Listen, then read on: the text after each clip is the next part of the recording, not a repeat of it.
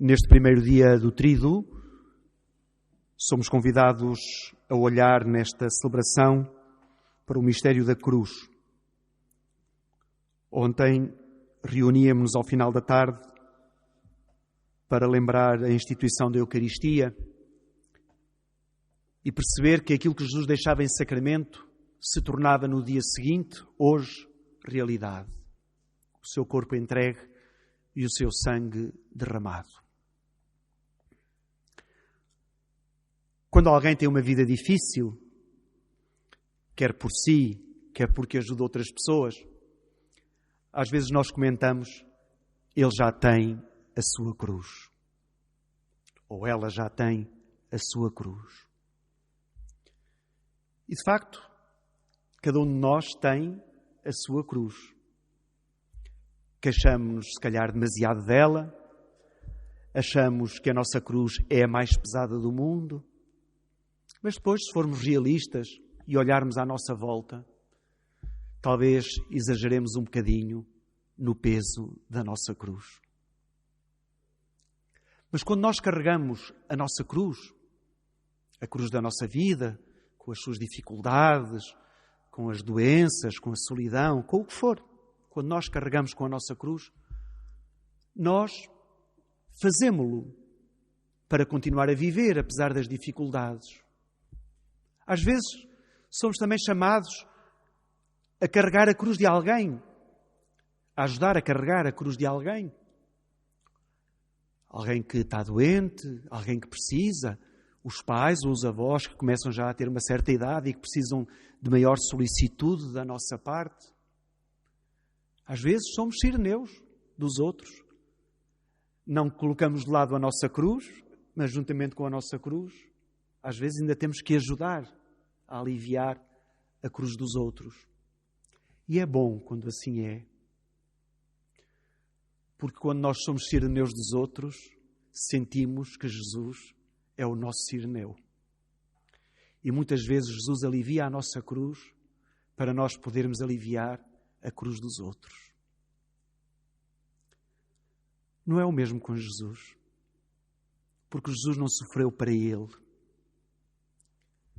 Jesus, durante a sua vida mortal, como dizia a carta aos Hebreus, dirigiu preces e súplicas com grandes clamores e lágrimas. Ou seja, Jesus foi sirineu de muita gente. Aliviou a cruz de muitas pessoas.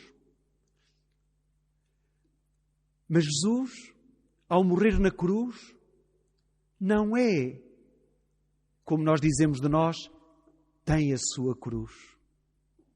Também não deu a vida por uma pessoa, como se calhar nós o faríamos por alguém que amamos, de trocar a vida por um filho, por alguém que se ama. Eu daria a vida por essa pessoa.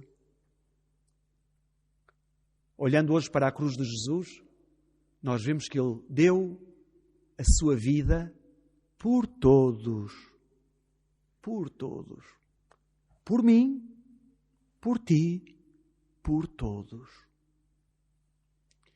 E por isso é que a cruz continua alçada em tantos sítios.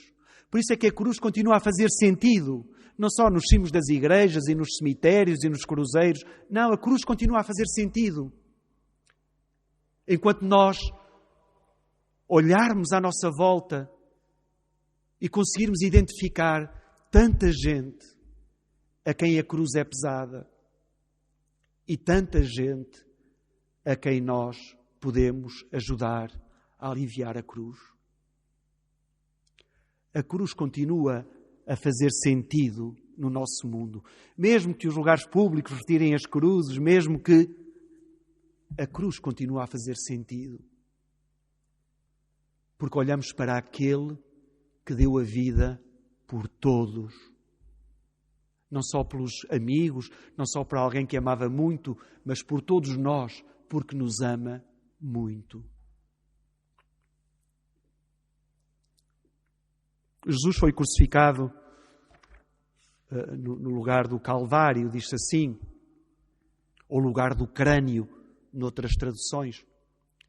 Uma tradição cristã diz que este lugar do crânio, o sítio onde Jesus foi sepultado, era o sítio onde tinha sido sepultado Adão. E muitas vezes à cruz, nós daqui a bocadinho na aclamação vamos dizer, eis o madeiro da cruz. Mas umas outras traduções podiam falar da árvore da cruz. E então, a cruz que nós hoje adoramos faz-nos ir à primeira árvore. A árvore onde começou a nossa desgraça, pela qual entrou o pecado do mundo. A árvore de Adão e de Eva. E olhando para a cruz de Jesus, que segundo esta tradição diz que foi crucificado no mesmo lugar onde Adão tinha sido sepultado, nós vemos que a cruz de Jesus não é uma cruz seca, uma cruz que nos leva à perdição, mas uma cruz florida e cheia de vida. Como podem observar nesta imagem que está aqui atrás de mim, na cruz. Com árvores não, com folhas, com pássaros, porque é a árvore da vida, para nos dizer, a mesma árvore que trouxe o mal ao mundo, é agora restabelecida por uma nova árvore, a árvore da cruz, que nos traz a libertação e a salvação. A cruz tem duas hastes, a haste vertical e a haste horizontal. Alguns teólogos fazem este jogo da haste vertical com a haste horizontal para falar da cruz também como reconciliação de toda a humanidade. A haste vertical, a reconciliação do ser humano com Deus. E a haste horizontal de um Cristo que, embora pregado na cruz, nos abraça e nos acolhe.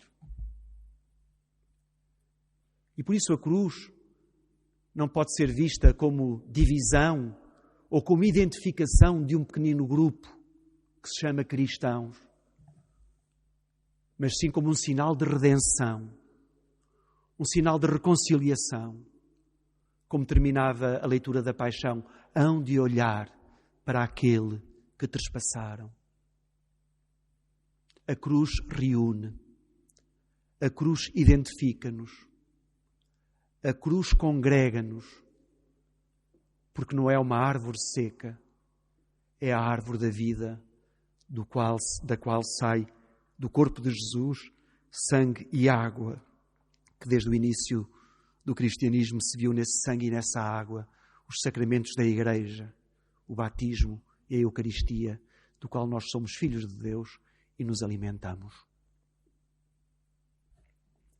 Esta liturgia de Sexta-feira Santa, simples e despojada, faz-nos olhar para o central, que é a cruz de Jesus. O Papa Francisco, nos últimos anos, este ano não, porque na Quarta-feira Santa não falou, mas nos últimos anos, na Quarta-feira Santa, para preparar o tríduo, diz sempre nas audiências, na próxima Sexta-feira Santa, quando fores adorar a cruz, diz, obrigado, Jesus, porque me amaste até ao fim. É isto que nós vamos fazer daqui a pouco, quando viermos adorar a cruz.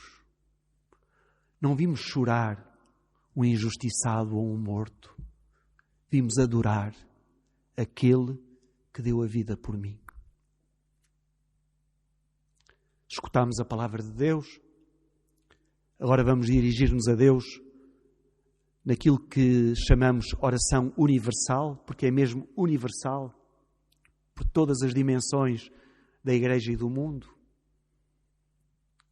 Depois dessa oração universal, viremos adorar a cruz, reconhecendo em Jesus o Salvador de toda a humanidade, mesmo dos que não acreditam, mesmo dos que os rejeitam.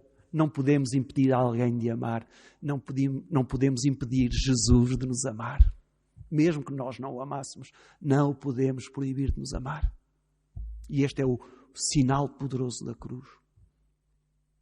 E terminaremos a nossa celebração com a distribuição da comunhão.